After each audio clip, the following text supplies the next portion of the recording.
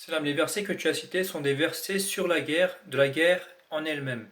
Par exemple, les versets 191 à 193 de la sourate 2 que tu as cités parlent de la guerre en elle-même.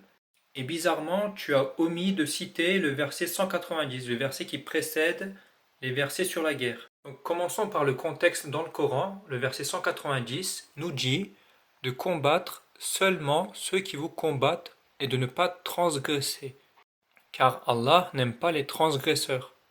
Et ensuite viennent les versets sur la guerre en elle-même. Et durant la guerre, Allah reconnaît un droit au pardon. Exemple, les versets 192 et 193 nous disent: s'il cesse, Allah est certes pardonneur et miséricordieux.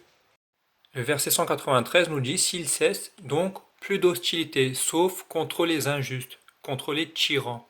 Ainsi, le Coran soutient une guerre juste, une guerre où règne la justice, et ne dit pas d'attaquer sans raison les non-croyants parce qu'ils sont non-croyants.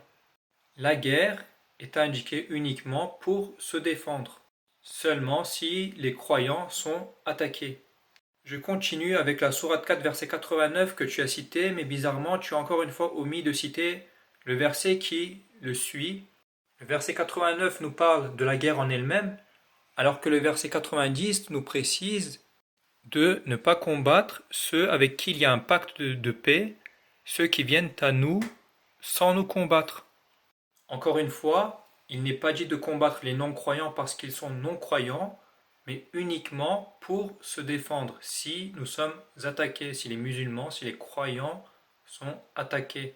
Le Coran défend donc une guerre pour la paix et pour la justice. Le Coran ne soutient pas l'oppression ou la colonisation. De même, la sourate 9, verset 5 que tu as cité, et encore bizarrement tu as oublié de citer le verset 4 qui précède, qui montre le contexte, ainsi que les conditions de la guerre. Donc le verset qui précède nous dit: à l'exception des associateurs avec lesquels vous avez conclu un pacte, avec lesquels vous avez un accord. Car Allah aime les justes, les pieux. Donc la guerre est uniquement indiquée pour maintenir la justice, pour maintenir ses droits.